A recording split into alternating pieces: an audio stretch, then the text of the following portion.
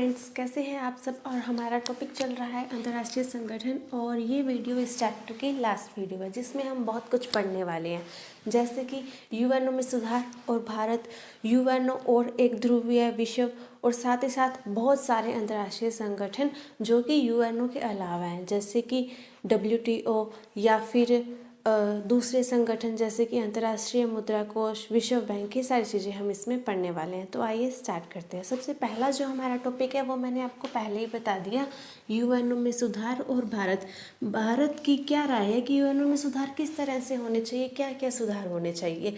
तो पहला टॉपिक आता है इसके न्यायाधिकार पर। तो भारत की पहली बात कहनी है कि इसमें विकास के मुद्दों को ज़्यादा महत्व दिया जाना चाहिए, क्योंकि जब तक विकास नहीं होगा तब तक शांति और सुरक्षा का तो सवाल ही नहीं उठता। तो विकास सबसे ज़्यादा ज़रूरी है, सबसे ज़्यादा इम्पोर्टेंट है, इसमें विकास के मुद्दों को ज़्यादा महत्व दिया जाना चाहिए। दूसरे पॉइंट भारत का कहना है सुरक्षा परिषद को लेकर, सुरक्षा परिषद में सुधार। भारत का ये कहना है कि जब से यूएनओ बना है तब से लेकर अब तक इसमें बहुत सारे देश मिलते ही जा रहे हैं, जुड़ते ही जा रहे हैं। उसकी आम सभा है, उसमें बहुत सारे अंतर्राष्ट्रीय देश आ गए, यानी 2011 में कितने थे, 193 थे। लेकिन सुरक्षा परिषद को अगर हम देखें तो उसमें बिल्कुल भी सुधार नहीं है, उसमें ना ही ज़्यादा सदस्य जोड़े गए हैं। हालांकि 1965 में उसकी संख्या 11 से बढ़ाकर 15 कर दी गई थी सुरक्षा परिषद की। जैसे कि हमने पहले पढ़ा कि इसकी सुरक्षा परिषद में कितने सदस्य हैं, 15, जिसमें भी है 5 + 10, 5 तो स्थायी है और 10 अस्थायी है।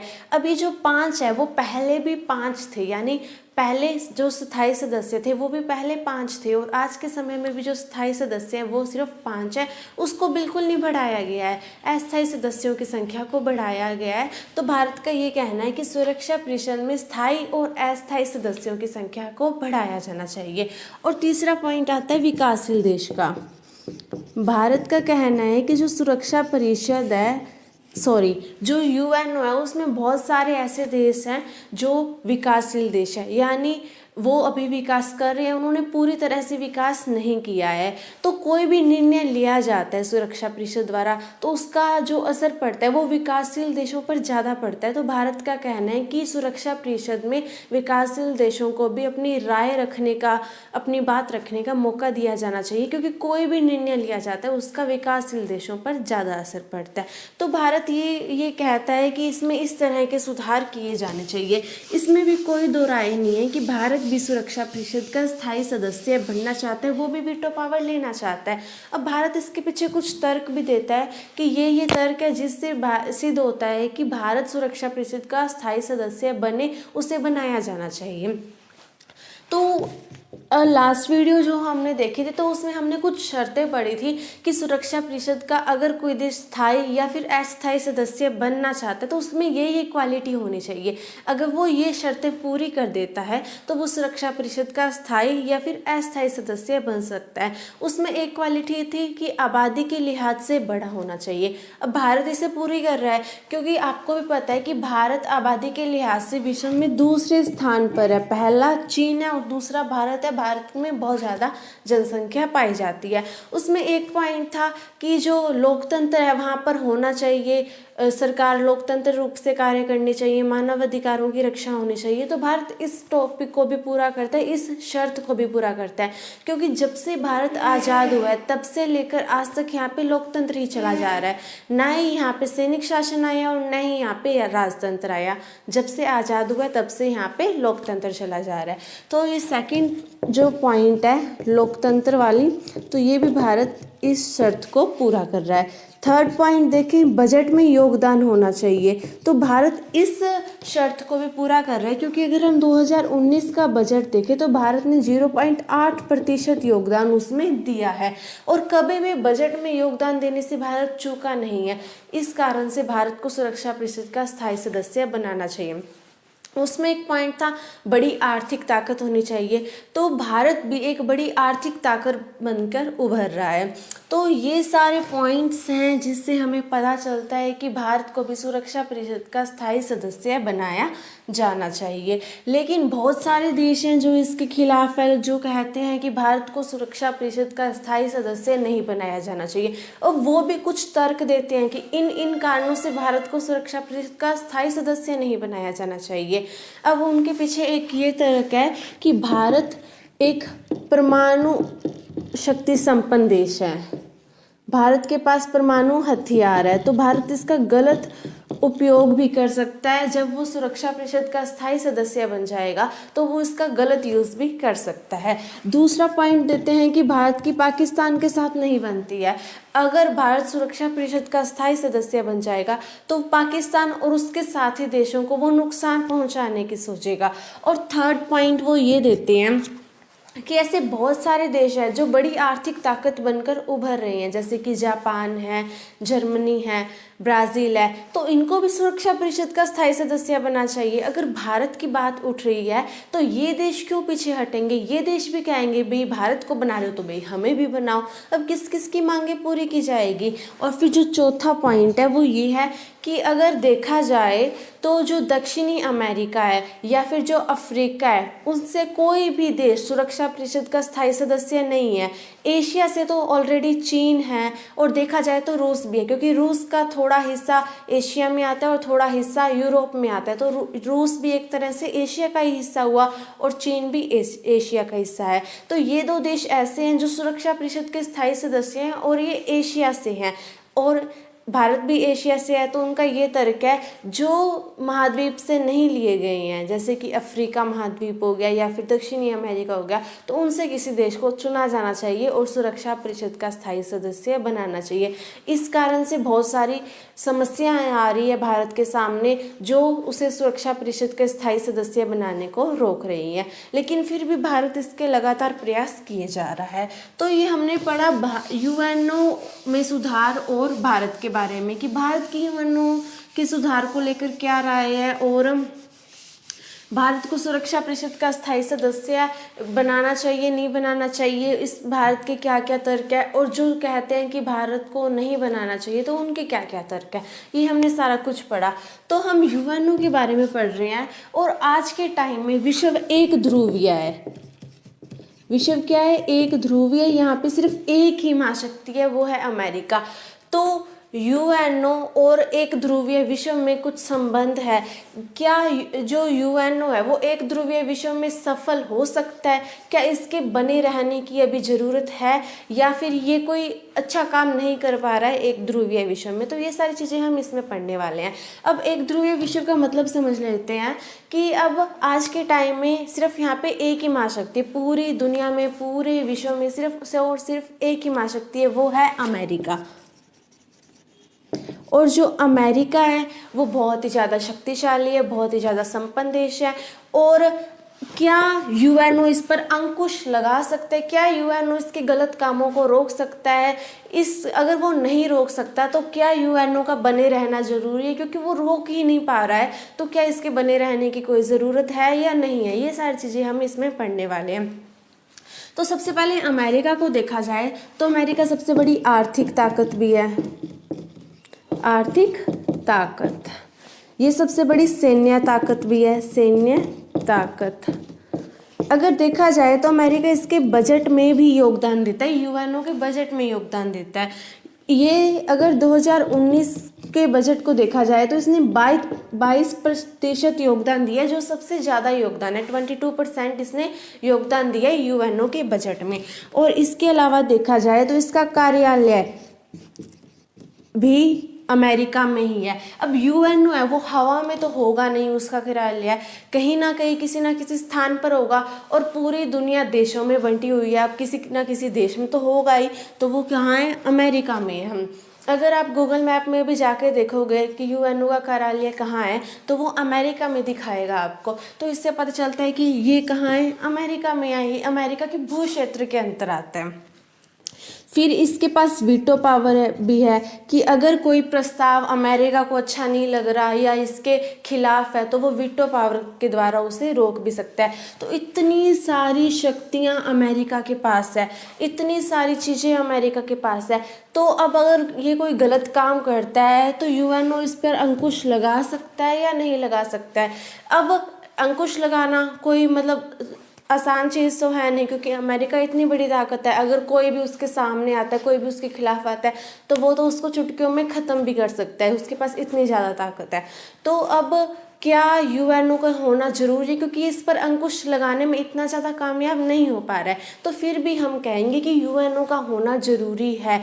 क्योंकि चाहे ये अंकुश नहीं लगा पा रहा, लेकिन अमेरिका और बाकी दुनिया के बीच में ये बातचीत और संवाद कायम करने की तो जो रिक्वायरमेंट है उसे पूरा कर पा रहा है। और पूरी दुनिया में ये लोगों के संपर्क को बढ़ाने की कोशिश कर रहा है। इस कारण से यूएनओ का होना आज के टाइम में ज़रूरी है। अब इसकी एक कमी को देखकर हम इसकी बाकी जो खूबी है, बाकी फ़ायदे हैं, उसको हम नकार नहीं सकते। इस कारण से यूएनओ का होना ज़रूरी है।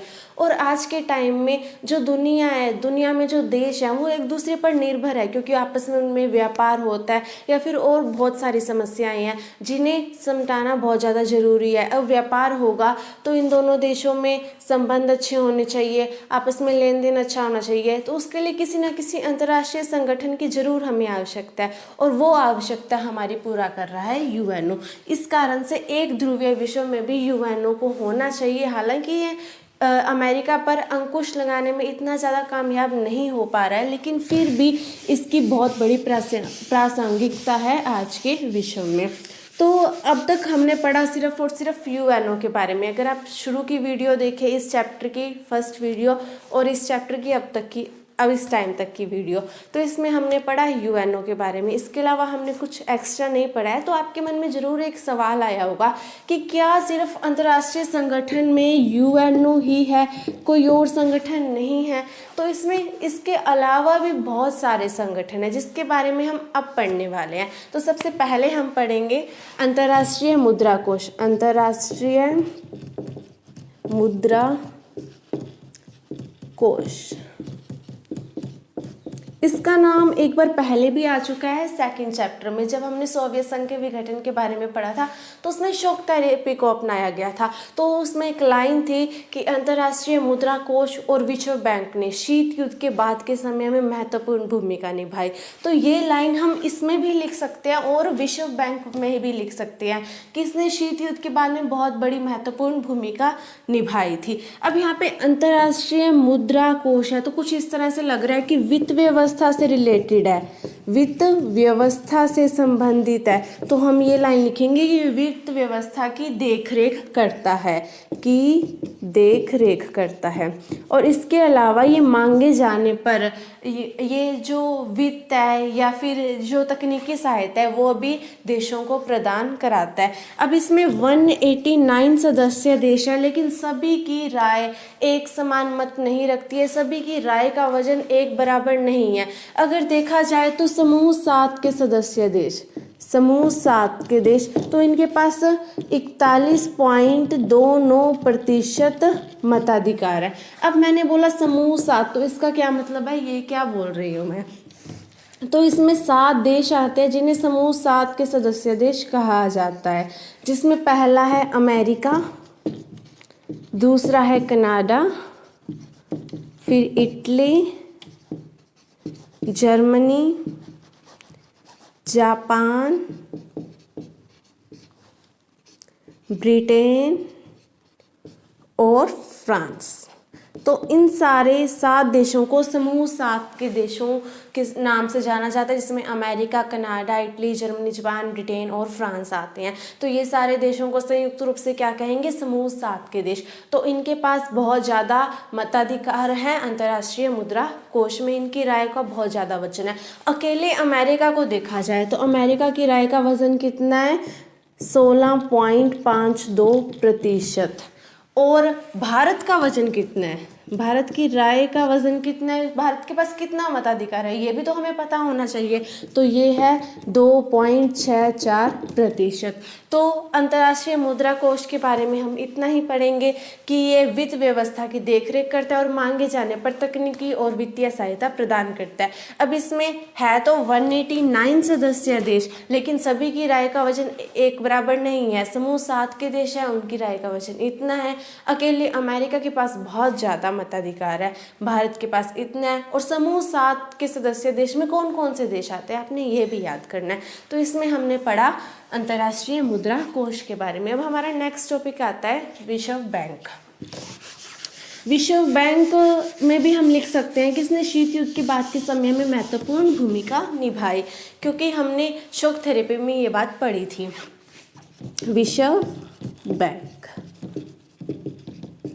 इसकी स्थापना हुई थी 1944 में, जब द्वितीय विश्व युद्ध चल रहा था उस समय में इसकी स्थापना हुई थी। और द्वितीय विश्व युद्ध कब से कब तक चला था, 1939 से लेकर 1945, और इसकी स्थापना हुई थी 1945 में, जिससे हमें पता चल रहा है कि द्वितीय विश्व युद्ध के बीच में ही इसकी स्थापना हो गई थी। अब जो विश्व बैंक है, यानी बैंक क्या काम करता है, ऋण देता है, अनुदान देता है, तो यही ये काम करता है। ये भी अपने सहयोगी देशों को मांगे जाने पर ऋण देता है, अनुदान देता है। अगर कोई देश गरीब है तो उसे अनुदान वापस नहीं चुकाना पड़ता, ये किसकी अच्छी बात है। और इसके अलावा भी ये बहुत काम करता है, जैसे कि मानव विकास के काम हो गए, जैसे इसमें स्वास्थ्य है, शिक्षा हो गया, या फिर कृषि और ग्रामीण विकास के काम हो गए जिसमें सिंचाई सुविधा हो गई, या फिर आधारभूत सुविधा जिसमें सड़क हो गई, बिजली, पानी, ये सारी आधारभूत सुविधा में आती है। इसके लिए भी विश्व बैंक काम करता है। तो इस तरह से विश्व बैंक बहुत सारे काम कर रहा है। उसके बाद में आता है अंतर्राष्ट्रीय व्यापार संगठन, विश्व व्यापार संगठन। विश्व व्यापार संगठन, इसकी स्थापना हुई थी 1955 में। General agreement on trade and tariff का ये उत्तराधिकारी के रूप में काम कर रहा है। जैसे हमने यूएनओ के बारे में पढ़ा था तो हमने बोला था कि लीग ऑफ नेशन का उत्तराधिकारी, इससे पहले क्या थी, लीग ऑफ नेशंस थी, उसके बाद में आया यूएनओ। तो इसी तरह से इससे पहले क्या था, general agreement on trade and tariff, और बाद में आया विश्व व्यापार संगठन। तो ये general agreement on trade and tariff के उत्तराधिकारी के रूप में काम कर रहा है। अब विश्व व्यापार, साफ ही पता चल रहा है कि व्यापार से संबंधित है, वो भी कैसा व्यापार, विश्व का व्यापार, यानी कि हो गया वैश्विक व्यापार से संबंधित हो गया। तो अब हम इस बात को आगे बढ़ाकर लिखें तो विश्व व्यापार से संबंधित नियमों का निर्धारण करता है, नियमों को तय करता है। अब अक्सर जो विकासशील देश हैं वो विश्व व्यापार संगठन से खुश नहीं होते, इसके शिकायत करते हैं, क्योंकि बहुत सारी आर्थिक ताकतें जैसे कि अमेरिका है, यूरोपीय देश हो गए या फिर जापान हो गया, वो इसके नियमों को अपने अनुसार बनाने में कामयाब हो जाती है। अब जब ये जो विकसित देश हैं वो इसके नियमों को अपने अनुसार बना लेंगे तो इससे विकासशील देशों को क्या होगा, नुकसान होगा। तो इसलिए बहुत बार विकासशील देश हैं वो इसके शिकायत करते हैं, इससे कई बार खुश नहीं होते हैं। उसके बाद में हमारा नेक्स्ट टॉपिक आता है अंतर्राष्ट्रीय आणविक ऊर्जा एजेंसी। लिख देती हूँ मैं यहाँ पर, अंतर्राष्ट्रीय आणविक ऊर्जा एजेंसी, इसकी स्थापना हुई थी 1957 में। अब देखो आणविक ऊर्जा, अब पता चल रहा है कि परमाणु ऊर्जा से कुछ संबंधित है।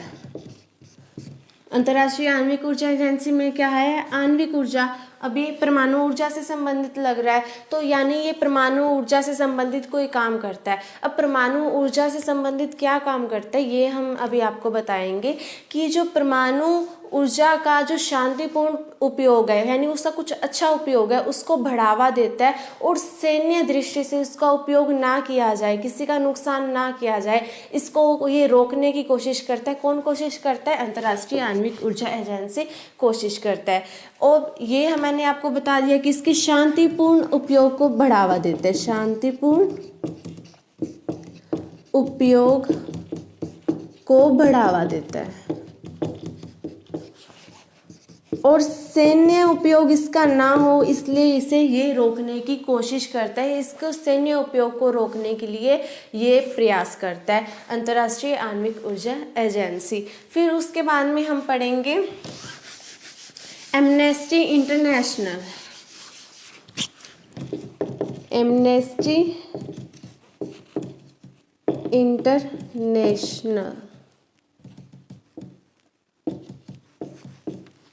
एमनेस्टी इंटरनेशनल एक मानवाधिकार से संबंधित है, मानवाधिकार से संबंधित है। ये मानवाधिकारों की रक्षा के लिए बनाया गया है और ये एक स्वयंसेवी संगठन है, स्वयंसेवी संगठन है और ये मानवाधिकारों से जुड़ी रिपोर्ट प्रकाशित करता है, उसे बनाता है। लेकिन बहुत बार सरकार इसकी रिपोर्ट से खुश नहीं होती है, क्योंकि इसका निशाना क्या होता है कि सरकार द्वारा जो गलत काम किए गए हैं या फिर मानवाधिकार के विरुद्ध जो काम किए गए हैं उसके विरुद्ध इसकी रिपोर्ट होती है। इस कारण से बहुत बार सरकार इसकी रिपोर्ट को अच्छा नहीं मानती है। ये मानवाधिकार से जुड़ी रिपोर्ट तैयार करता है और उसे प्रकाशित करता है। फिर उसके बाद में आता है human right watch. Human right watch. अब ह्यूमन राइट साफ ही पता चल रहा है मानव के अधिकार यानी कि मानवाधिकार से संबंधित कोई काम करता है, मानवाधिकार की रक्षा के लिए ये अभियान चलाता है। ये अमेरिका का अंतर्राष्ट्रीय संगठन है, अमेरिका का सबसे बड़ा अंतर्राष्ट्रीय संगठन है, का सबसे बड़ा अंतर्राष्ट्रीय संगठन और ये भी एक स्वयंसेवी संगठन है, स्वयंसेवी संगठन है। तो इस तरह से मानवाधिकार से संबंधित दो संगठन है, एक एमनेस्टी इंटरनेशनल और दूसरा है ह्यूमन राइट वॉच। तो इस तरह से हमने यूएनओ के अलावा भी 5-6 अंतर्राष्ट्रीय संगठन पढ़ लिए हैं जो किसी एक विशेष कार्य के लिए बनाए गए, जैसे कि अंतर्राष्ट्रीय मुद्रा कोष और विश्व बैंक वित्तीय व्यवस्था से संबंधित है और जो वर्ल्ड ट्रेड ऑर्गेनाइजेशन है वो व्यापार से संबंधित है, आणविक ऊर्जा एजेंसी है वो परमाणु ऊर्जा से संबंधित है और ह्यूमन राइट वॉच और एमनेस्टी इंटरनेशनल मानवाधिकार से संबंधित है। तो इस तरह से विश्व स्तर पर बहुत सारे अंतर्राष्ट्रीय संगठन पाए जाते हैं। तो इस तरह से हमारा ये चैप्टर कंप्लीट हो गया है। मिलते हैं नेक्स्ट वीडियो में। Thank you, bye bye.